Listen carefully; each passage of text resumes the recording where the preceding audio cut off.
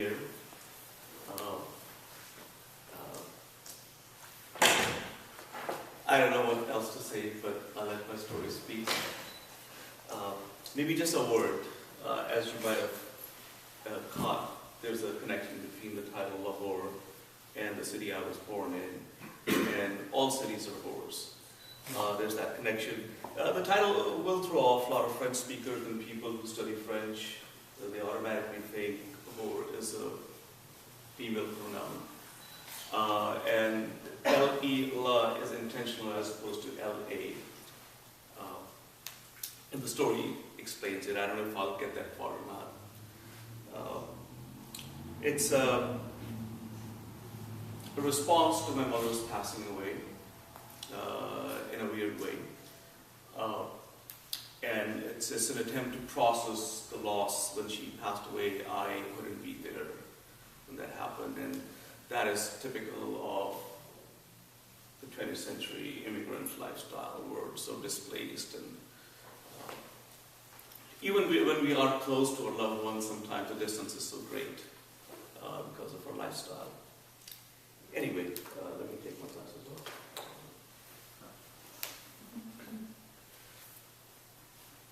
Cafe Lahore. It was wholly creepy to spot my mother sitting by a cafe window and staring at the bus transporting me to work. I couldn't be certain if our eyes met, but she did look in my general direction, her face panning along the lurch of the bus. This incident was so straight out of the twilight zone that it took me heavy moments to let it sink in that it could be my own mother, sitting in a grungy cage that went by the obnoxious name of Cafe Lahore, where mostly male transvestite hookers converged. Even after traveling a few blocks away from her, I found it ridiculous to entertain that it was the Iron Lady sipping and staring with a wry smile that was all hers. If I weren't getting late for work, I would have jumped out of a moving bus. I'm also, I must share this with you, crowd shy and don't like to draw attention. In any case, I fell victim to procrastination, but when I stepped out of the bus, I was emotionally riled up. As I ran the card key to enter my office building, the motivation my legs needed to carry me 3 floors up faded away. Panting, mindlessly holding the icy steel railing, I detected shadows swerving around me. How could it be? How could she be my mother? It wasn't just her face that made my heart ache, but her shirt. 2, beckoned recognition. The shirt she used to wear to the point of being ridiculous. Ah, well, that is when she was alive. Yes, that's true. I didn't mean to spring it on you, but the fact was that my mother passed away more than a year ago. Skeptics might say, well, you didn't actually attend her funeral, right?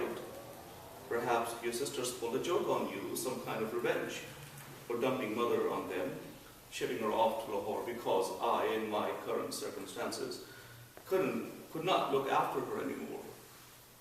Her condition having been made suddenly worse by her growing dementia. She had taken to quietly sneaking out of the house right under my nose, getting lost and eventually hurt. All the family elders agreed the only solution lay in shifting her back to live with one of her daughters.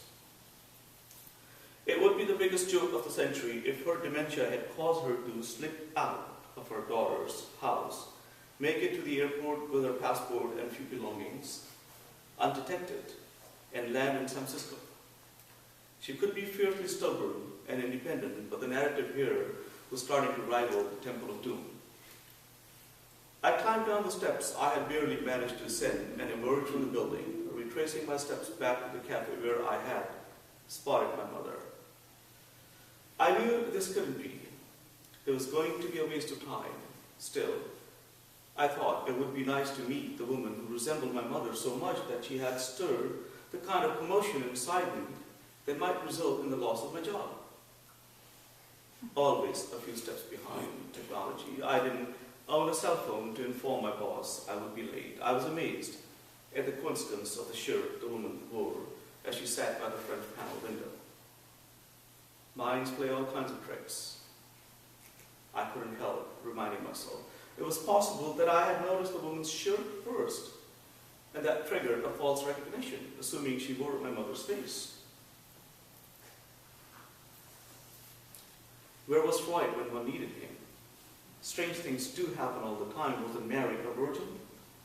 I wouldn't be surprised if my mother had a twin sister she didn't know she had.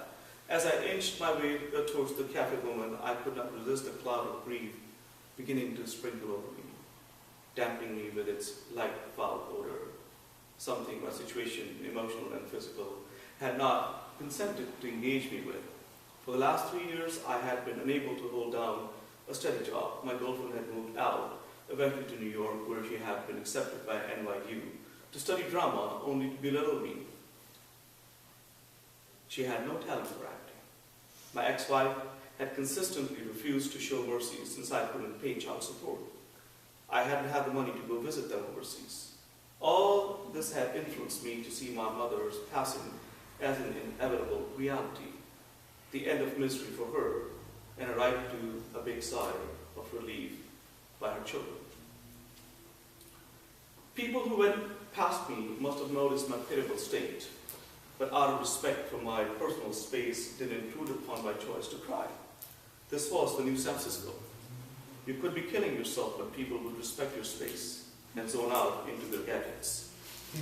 I wasn't being a drama queen either. You would agree then that I was within my rights to be surprised when a young woman, a tall Latina in her early 20s, with the Day of the Dead tattoo on her arm, offered me a tissue. She seemed sympathetic when I expressed an apology for having been discovered in my pathetic state. This sudden barrage of grief for my mother, who passed away a year ago, and because I'm going to confront a woman who seems to be my mother's spirit image. You can imagine. She asked me if I might need another tissue. As we parted ways, nudged by the sudden blink of green light, I declined. I hastened my pace, lest I lose my mother, the woman in the cafe. I ran the next 2 blocks and only slowed down so I could compose myself before offering the comedy of my life before a male-whore cafe crowd with a modicum of seriousness. I had to blink with disbelief when I confronted her seat without its occupant, along with an empty cup of coffee, a crumpled tissue, the tabletop speckled with flakes that once belonged to a croissant. I felt darkness flap its wings and fly into my eyes. I was surprised, rather baffled, to be distracted by my own irregular heartbeat. I looked everywhere in the cafe, cozier than most of the city, discreetly, with no luck. Could she be in the washroom? My suspicion was put to rest as the tall transvestite pushed the bathroom door open, as if only for my benefit, on cue. A woman as old as my mother couldn't have sneaked out so smoothly and disappeared, I reasoned. Just then, a queer thought occurred to me that I might have conjured the whole thing up due to the stress I've been under. I sensed a faint smile prance on my face. I better hurry back to work. I agreed. Yet I found myself lowering into the vacant seat and peered at the moving traffic like the imagined old woman had done. I lifted the empty cup, aware that curious eyes might be watching me in disbelief or disgust, as I pretended to sip from it, like for a moving closer to get into the old woman's state of mind. Was it because I had once studied acting? Embarrassment gripped me when someone tapped me on the back of my shoulder. Must be a male whore taking fancy to me. I apologized, escaped from my lips involuntarily before I could even turn, but when I did, I almost fainted. Mother! Surprised, aren't you? A trademark smirk. Of course, Mother. This couldn't be. I was frightened, alert to the real weight of her hand on my shoulder, and her accent I couldn't pin down. Shh! She made a mock frown and pulled up a chair to sit beside me. You mustn't make a scene. Mother, I said, rising. As I reached to clasp her hand, I thought you had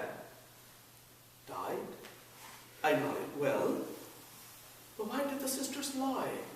And how did you come here, and why are you here? But I am dead. Would you let me know when my 10 minutes are over? Oh, what's that? 10 minutes are over, let me know. Oh, I haven't keeping track. But, Anybody? Anybody has any idea what time we're at? Probably close. I'm sorry? I think you're probably close. Oh, okay, maybe one more minute? Sure. Okay. Her words turned into a stream of crushed ice and began to seep into my skin. I inadvertently shivered inwardly. You must get a grip on this. I know this is hard to believe, that your difficult mother has returned from the dead.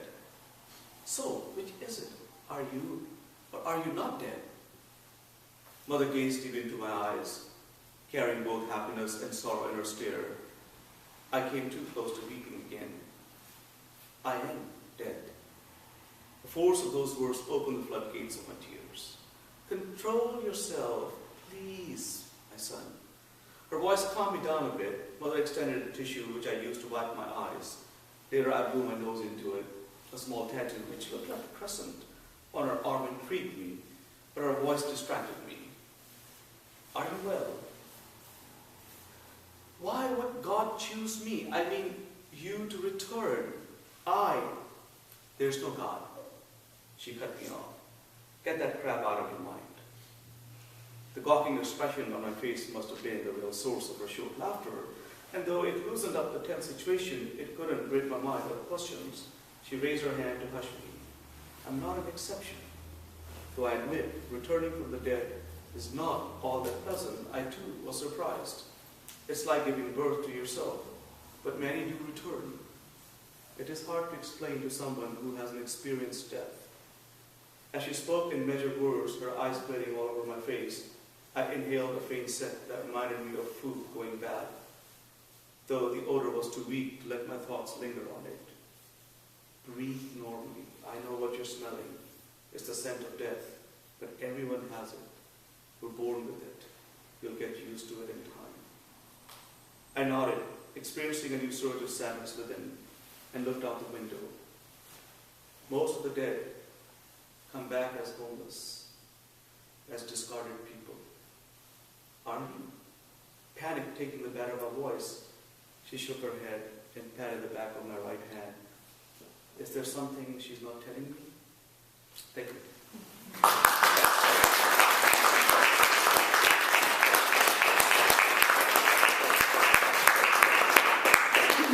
Mozzam Sheikh. We're going to take maybe like a 10-15 minute break, let people stretch, use the facilities, grab the smoke, whatever you need to do. But let's get another round of applause for all the leaders.